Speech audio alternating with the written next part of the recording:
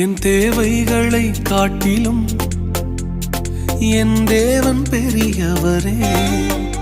என் சூழ்நிலையை பார்க்கிலும் என் இரட்சகர் பெரியவரே.